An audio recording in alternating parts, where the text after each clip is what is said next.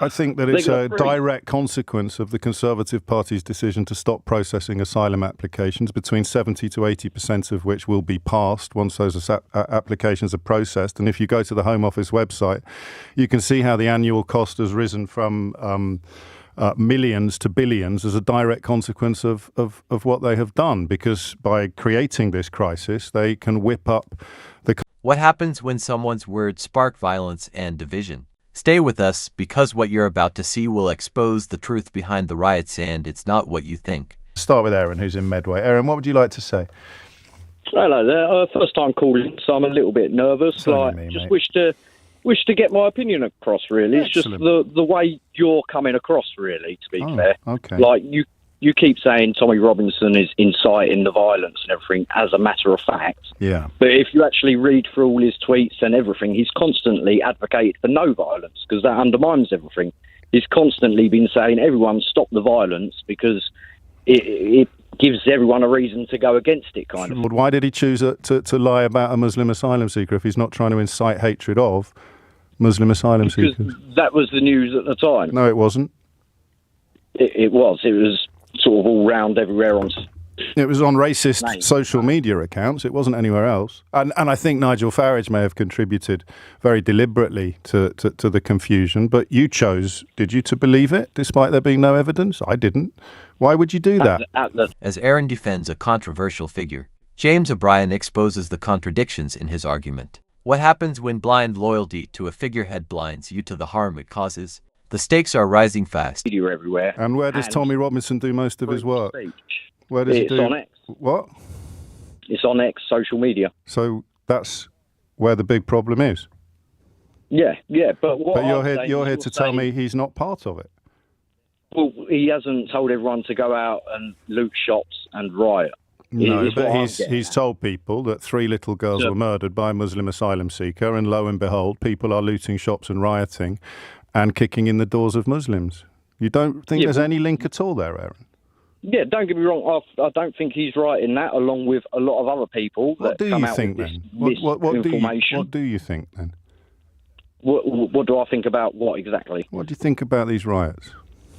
I think the violence is completely wrong, you know. It undermines everything they're trying to achieve, or the point they're trying to get across. What's the point they're trying to get across? Yeah, the point we're trying to get, we're all trying to get across. You said we're then, didn't you? Was that just a slip of the tongue? Yeah, because the mainstream media make people more right-wing, even though it's central. Right. You know. So what's the point? What's the point they're trying to get across? Do you think it's right that we're spending £6 million a day to house illegal immigrants in hotels while our elderly are going to freeze this winter? I think that it's a direct consequence of the Conservative Party's decision to stop processing asylum applications, between 70 to 80% of which will be passed once those applications are processed. And if you go to the Home Office website, you can see how the annual cost has risen from millions to billions as a direct consequence of what they have done, because by creating this crisis, they can whip up the... Could the media be to blame, or is it something much darker? Watch as James O'Brien presses Aaron, unraveling the roots of these riots. Is the truth being suppressed, or has it always been in plain sight? Kind of hatreds and prejudices that they thought would help them electorally, but of course they miscalculated on what the Reform UK Limited Party would do. And when you say illegal immigrants, you are wrong, because they can't be here illegally until their application has been processed. And as I've just told you, 70 to 80%. You haven't even got to look in the news. 70 to 80% of the applications prove to be successful. So tell me again what point you think the people throwing smashed up gravestones at British police officers are trying to make. Well, they're trying to make the point that, you know, enough is enough. Like, sorry, enough what? Too many illegal immigrants, and we stress illegal. Right. So why are they kicking in the doors of legal Muslims, people that were born here? That's what I'm saying. That's completely wrong. Right. That is, you've got idiots in any group.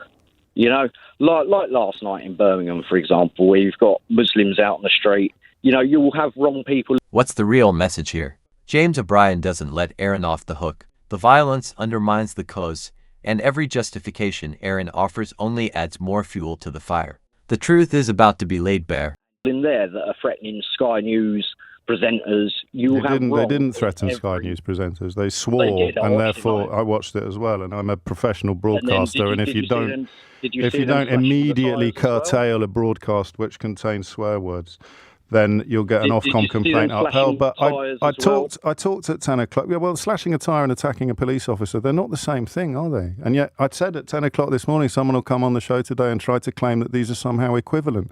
Let's focus on the point that you think these people are making. They're making the point that there has been too much illegal immigration. Yeah. Okay, and you think that watching police officers get attacked, hotels get set on fire and shops get looted will make the mainstream media go, oh gosh, I think there are some people out there who think there's too much illegal immigration.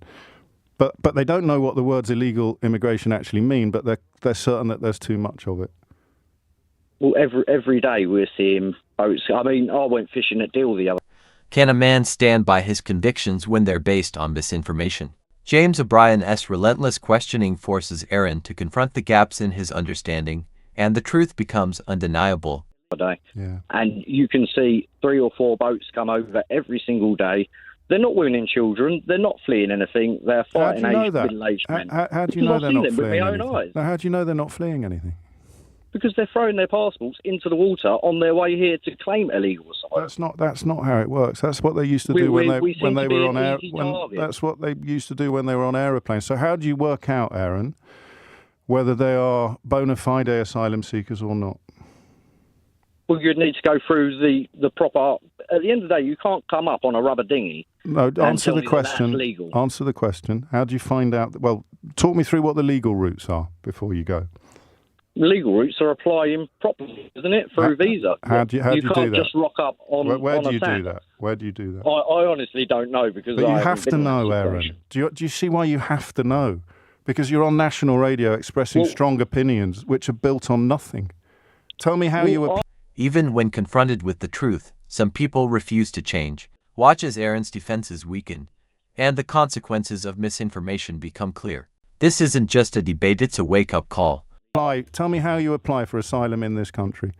If I was to turn up on a beach just tell me how you do it. Some other country, tell me how you do it. That would be illegal. Well, how do you think they got to here? They've passed through loads of countries, mate. Illegally. Not illegally. They are asylum seekers until their application is processed. So tell me how you apply legally.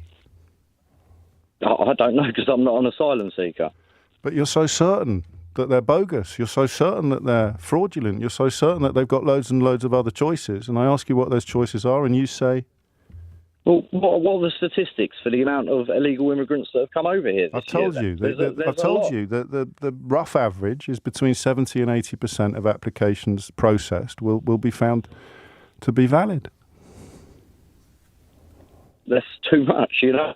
What do you mean that's too much? That's counting. That is saying, are you a genuine refugee? And the answer, after very, very stringent testing now, as a consequence of the real motivations behind the riots are starting to emerge. It's not about immigration. It's about a far deeper and more dangerous narrative. The truth is becoming clearer with every question.